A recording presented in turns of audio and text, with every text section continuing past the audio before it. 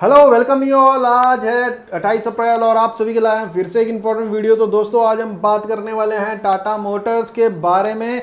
तो टाटा मोटर भी heat face कर रहा है at the moment due to liquidity issues. तो लिक्विडिटी इश्यूज सिर्फ इंडिया में ही नहीं पूरे ग्लोबली सारे ऑटो मेकर्स को देखने को मिल रही है इस लॉकडाउन की वजह से। वहीं टाटा मोटर्स भी अब हीट फेस कर रहा है। तो टाटा मोटर ऐसा क्या कर रहा है जो लिक्विडिटी प्रॉब्लम से बाहर निकल सके? टाटा मोटर्स की तरफ क्या स्टेप लिए जा रहे हैं जो इस लिक्विडिटी प्रॉब्लम से बाहर निकल सके, जिसकी मदद से हम जैसे इन्वेस्टर को यह मदद मिल सकती है कि हमें टाटा मोटर में रहना चाहिए, इसको बाय करना चाहिए या फिर इसको सेल करके निकल जाना चाहिए। तो इस कंप्लीट इंफॉर्मेशन मैं आपको देने वाला हूं। तो मैं चाहूंगा कि आप इस वीडियो को पूरा देखिए, इसकी मदद से आप इसमें आगे अपना डिसीजन ले पाए। तो अभी अगर करंट सिचुएशन की बात करें तो लिक्विडिटी इश्यूज क्यों आ रहा है? तो लिक्विडिटी इश्यूज अभी करंटली बिगेस्ट प्रॉब्लम हो चुकी है ऑटो मेकर्स के लिए, टाटा मोटर के लिए, क्योंकि इनकी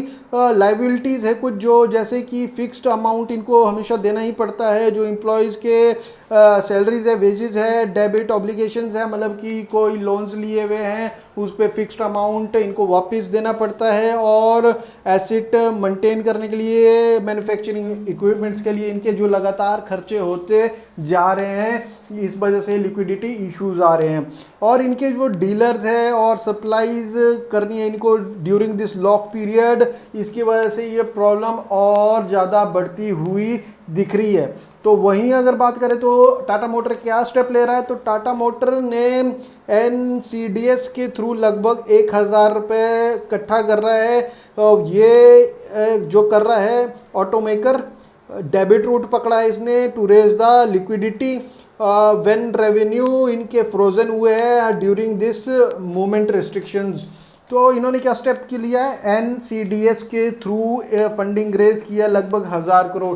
तो NCDS क्या होता है? NCDS एक डेबिट की तरह होता है। कंपनी डेबिट लेती है डिफरेंट इन्वेस्टर से, जैसे आप बड़े इन्वेस्टर है या कोई इन्वेस्टर्स है तो उनसे वो 1,000 करोड़ रुपए लेगी और इनको एक फिक्स्ड अमाउंट डिस्कस करेंगे विद इंटरेस्ट रेट्स कि किस इंटरेस्ट रेट पे ये महीने से महीने कंपनी इनको पैसे वापस देगी। तो ये लिक्विडिटी इश्यूज से निकलने के लिए अभी टाटा मोटर ने ये स्टेप उठाया, पहला स्टेप। और ये टाटा मोटर पहला नहीं है जिसने NCDS के थ्रू पैसा उठाया या किसी डेबिट रूट का रास्ता पकड़ा है।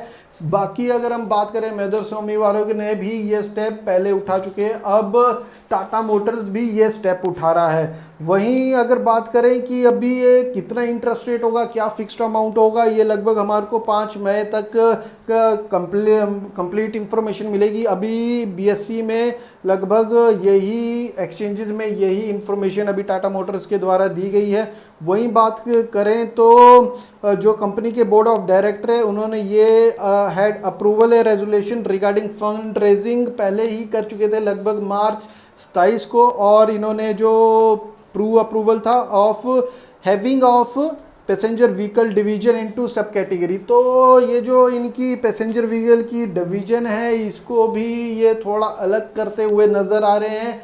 इसके खर्चे वाले भी अब ये अलग तरह से मैनेज करेंगे। तो टाटा मोटर से बड़े स्टेप लिए जा रहे हैं इस लिक्विडिटी इशू से बाहर निकलने के लिए। वहीं ऑटो मेकर का जो सबसे ज़्यादा इफेक्ट अभी देखने को मिला है इस लॉकडाउन की वजह से मिला है, क्योंकि डिमांड व्हीकल में बहुत ही ज़्यादा कम देखने को मिली है और इकोनॉमी के स्लो डाउन हिट होने वजह से इनको सबसे बड़ा फर्क देखने को मिला है ग्लोबली। और वहीं कोरोना वायरस का इफेक्ट इतना ज़्यादा आ चुका है कि हर ऑटो मेकर को ये प्रॉब्लम देखने को मिल रही है। तो वहीं अगर हम बात करें तो ऑटो मेकर्स में हमारे पास इंडियन कंपनीज में अगर बात करें मारुति सुजुकी, महिंद्रा और टाटा मोटर, ये तीनों आपस में कॉम्पिटिशन में रहती है जिनका हम आपस में कर पाते हैं। वहीं अगर PE रेशो की बात करें तो टाटा मोटर्स का PE रेशो चला गया नेगेटिव, मतलब कि जो इसका भाव है एक्चुअल में जो ये इतना भाव इसका नीचे चला गया है कि ये सस्ता इतना पड़ रहा है, इतना ज़्यादा सस्ता पड़ रहा है कि इसका PE रेशियो -0.88, मतलब कि इसका अकॉर्डिंग टू इसकी कामकाज के हिसाब से देखा जाए तो अब ये जो इस प्राइस में मिल रहा है ये बहुत ही ज़्यादा सस्ता मिल रहा है। मतलब कि सस्ता क्या है, अब 0 के नीचे चला गया, माइनस में रेट आ गया है, तो अब कितना सस्ता आपको और चाहिए, पहली बात तो ये। पर पीवी रेशो की बात करोगे तो पीवी रेशो भी मात्र 0.42 का है, मतलब कि प्रॉफिटेबिलिटी भी इसकी इतनी ज़्यादा नहीं आ रही, इससे इतनी ज़्यादा एक्सपेक्टेशन भी नहीं आ रही है मार्केट में कि आगे आने वाले टाइम में ये कुछ अच्छे रिटर्न्स दे। तो दोनों तरफ इसमें कॉन्सिक्वेंसेस बनते हुए नज़र आ रहे हैं। वहीं अगर बात करें तो पिछले 10 ईयर में ये नेगेटिव रहा है, लगभग 52% नेगेटिव रहा है, जहाँ सेंसेक्स 85% उठा है। तो मतलब कि अगर इसकी पिछले 10 साल के रिकॉर्ड भी हम देखें तो ये नेगेटिव ही रहा है, मतलब कि इन्वेस्टर की वेल्थ बनाई नहीं है, उल्टी डिक्रीज होती नजर आई है। वहीं पिछले एक साल की बात करें जहाँ सेंसेक्स 17 पॉइंट माइनस रहा, वहाँ ये उसके भी 3 गुना रफ्तार से नीचे जाता हुआ दिखा, लगभग 64.37% से ये डाउन गया पिछले एक साल में। और वहीं अगर हम एक मंथ की बात करें तो जहां सेंसेक्स 7.92% की तेज़ी से ऊपर आया, वहां ये 8.623% के रफ्तार से ऊपर आया। तो मतलब कि अगर एक मंथ की बात करें तो सेंसेक्स के हिसाब से ही चला। अगर हम इसके रिजल्ट्स देखें तो पिछले क्वार्टर में आपने देखा होगा दिसंबर 2019 में इसने लगभग 138 करोड़ के प्रॉफिट्स बताए थे, जो लगभग इसके ईयर ऑन ईयर बेसिस से जो नेगेटिव में थे -26,952 करोड़ के नुकसान में थी। वहीं कंपनी ने एक साल में इतना अच्छा परफॉर्म किया था कि इसके प्रॉफिट्स अच्छे नज़र आते हुए दिख रहे थे, वहीं क्वार्टर टू क्वार्टर बेसिस पे भी अप आ रहे थे। तो मतलब ऐसा है कि कंपनी बुरी नहीं है इस टाइम, अगर हम देखा जाए तो कंपनी बुरी नहीं है। कंपनी को अगर सही टाइम दिया जाए तो इनके जो मैनेजमेंट है और कंपनी का परफॉर्मेंस है, तो अभी रिसेंट टाइम में ये अप निकल के आ रहा था, मार्केट की पेस के साथ ये अच्छा परफॉर्म कर रहा था दूसरी कंपनीज के मुताबिक, क्योंकि इनके जितने लॉसेज होते थे, इतने बड़े बड़े लॉसेज, इनको इन्होंने कन्वर्ट किया था with in year with profit. तो शेयर बुरा नहीं है, ये टाइम बुरा है टाटा मोटर्स के लिए, मेरा ऐसा मानना है। वहीं अगर बात करें तो इसके वनडे की चार्ट पे हम आए हुए हैं, तो यहाँ मैंने कुछ लेवल्स लगाए हैं। तो जनवरी में ये लगभग 200 के आसपास ट्रेड कर रहा था, 200 के आसपास ट्रेड कर रहा था ये जनवरी में। उसके बाद इसमें भयंकर गिरावट आई और हमने मार्च में इसमें आते आते 64 रुपीज़ तक इसको आते हुए देखा। तो इतनी ज़्यादा गिरावट हमारे को इस शेयर में देखने को मिली, वो भी इसी साथ। मतलब कि दिसंबर में इतने बेहतरीन रिजल्ट्स आए थे कि आपको पता है ये, अगर आप देखोगे इसके चार्ट तो दिसंबर के बाद ये कैसे अप ट्रेंड में चला था, और उसके बाद धीरे धीरे धीरे प्रॉफिट बुकिंग हुई। उसके बाद तो कोविड का सामना हुआ, और कोविड के बाद तो इसमें भाई साहब इतनी भयंकर गिरावट देखी कि यकीन ही नहीं हुआ कि कोई शेयर इतना जल्दी, जो इतना अच्छा परफॉर्म कर रहा हो, इतना जल्दी गिरता हुआ भी दिख सकता है। तो वहीं अगर हम बात करें आगे टाटा मोटर की भी सिंपल मूविंग एवरेजेस की बात करें इनके चार्ट पे, तो ये ग्रीन कलर की जो लाइन है ये है मेरा 20 डेज का सिंपल मूविंग एवरेज, जो लगभग 72 के आसपास है। 100 रेड कलर का जो लाइन है ये मेरा 50 डेज का सिंपल मूविंग एवरेज जो 101 पे, और 100 और 200 डेज के सिंपल मूविंग एवरेज दोनों एक प्राइस पे लगभग 140 के आसपास ही है। अगर देखें तो 20 डेज सिंपल मूविंग एवरेज के ऊपर ये ट्रेड कर रहा है, तो इस शेयर के लिए अभी अच्छा है कि ऐसे टाइम में जब सभी लिक्विडिटीज का प्रॉब्लम फेस कर रहे हैं, तब भी इसमें लोग इतना ज़्यादा सेलिंग प्रेशर नहीं बना रहे, क्योंकि ये शेयर पहले ही गिर चुका है, पी वैल्यूएशन माइनस में चला गया, और कितना गिरेगा शेयर। तो मुझे भी कहीं ना कहीं ऐसा लगता है कि ये बेस बना चुका है, और ये बेस में ही इसी बेस के आसपास घूमता रहेगा। जब भी इसमें थोड़ा बहुत मार्केट लॉकडाउन के बाद खुलेगी तो हम इसमें फिर से वॉलिडिटी आते हुए देख सकते हैं। वहीं अगर हम बात करें बॉलिंजर बैंड की, तो बॉलिंजर बैंड में भी देखेंगे तो अपर सेगमेंट है 80 और लोअर बैंड है 65 के आसपास, और शेयर ट्रेड कर रहा है 76 के आसपास, और 72 में इसका मिड बॉलिंजर बैंड का मिडल रेंज है। तो अगर आप देखें तो मिडल रेंज से ऊपर ये ट्रेड कर रहा है, और पिछले कुछ 10 इतने ट्रेडिंग डे से ये लगभग एक ही जगह में ट्रेड करता हुआ नज़र आ रहा है। तो इसमें ना कोई अपवर्ड मूवमेंट दिख रहा है, ना कोई लोअर मूवमेंट दिख रहा है। तो अभी इसके जो रिजल्ट्स आएंगे क्वार्टर 4 के, वो इंटरेस्टिंग होंगे देखने के लिए।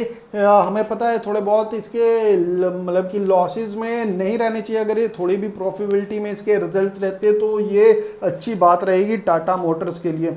वहीं अगर बात करें RSI और मैकडी की, तो मैकडी की बात करें तो हम लगभग यहाँ रेड कैंडल्स एक स्टेबल रेंज में बनी है, जो दर्शा रही है कि इसमें कोई भी मूवमेंट नहीं दिख रहा है, ये एक ही प्राइस पे घूम रहा है। वहीं अगर हम RSI की बात करें 43 के आसपास है, जो अब भी वीक है और ये भी पिछले टाइम से कुछ एक ही रेंज में स्टेबल नजर आ रहा है। तो इसमें को ना अपवर्ड मूवमेंट, एक दिन अप जाता है एक दिन डाउनवर्ड आ रहा है, तो यही इसमें देखने को मिल रहा है।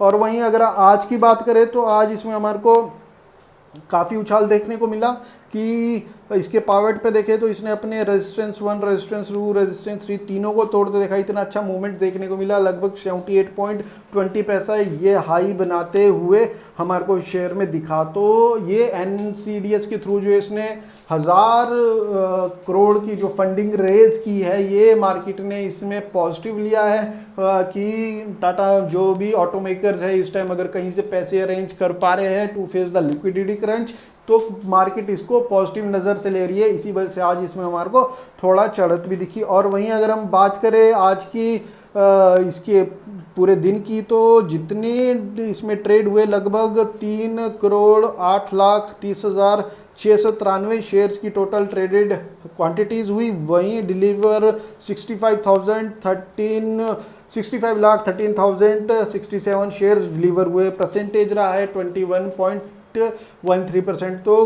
गुड अमाउंट ऑफ डिलीवरीज आज इस शेयर में देखने को मिली। मार्केट इसको लेके, टाटा मोटर को शेयर को लेके पॉजिटिव दिख रहा है। वहीं अगर आज बात करें तो लगभग 2.13% ये तेज रहा, 1.60 पॉइंट्स ये अप रहा। तो अभी अगर हम टाटा मोटर्स के फेवर में ही मैं बोलना चाहूँगा, क्योंकि ये शेयर इतना ही पिट चुका है, इतना पिट चुका है कि इससे ज़्यादा पिटने की गुंजाइश मेरे को इसमें दिखती नहीं है। ये मैं काफ़ी टाइम पहले से बता रहा हूँ। मैंने वैल्यू बाइंग भी इसमें लगभग, आपको याद होगा तो मैंने 69-68 के आसपास बोला था कि आप कुछ क्वांटिटीज उठा सकते हो, और उसके बाद अभी ये उसी रेंज पे ही ट्रेड करता हुआ नज़र आ रहा है। और ये हमारे को बार बार मौका दे रहा है कि कुछ छोटी क्वांटिटीज हम इसमें ले लें, क्योंकि ये शेयर ऐसा है, ये कंपनी एक ऐसी है जो लॉन्ग पीरियड आने वाले टाइम में जब मार्केट में तेजी होगी, इसके प्रोडक्ट्स ऐसे हैं कि हमारे को फिर से भागता हुआ दिखा दे सकता है। बस इसमें हमारे को पर इतना ज़्यादा पैसा नहीं लगा लेना है कि सारा का सारा इसमें पैसे लगा लिए। मुझे फिर बोलते हैं, आपके मैसेज आते हैं इंस्टाग्राम में, जो मुझे फॉलो करते हैं वो बोलते हैं मैंने इसके 1000 शेयर ले लिए या इसके 15 शेयर ले लिए। तो इतनी बड़ी क्वांटिटीज़ नहीं लेनी है, छोटी क्वांटिटीज़ के साथ भी अगर आप निवेश करोगे तो आपको बार बार मौका लग सकता है इसको एक वैरायटी ऑफ प्राइस पे लेने के लिए, और उसे एक आपका एवरेज अच्छा बन सकता है जो लॉन्ग टाइम ग्रोथ के लिए एक सही रहता है। तो दोस्तों, अगर इन्फॉर्मेशन अच्छी लगी हो तो please subscribe the channel, like कीजिए वीडियो को यार, मोटिवेशन मिलता है। कमेंट सेक्शन में अपनी क्वेरीज पूछिए, डेफिनेटली मैं रिप्लाई करूंगा, मेरा जॉब बनता है। And thank you for watching the video.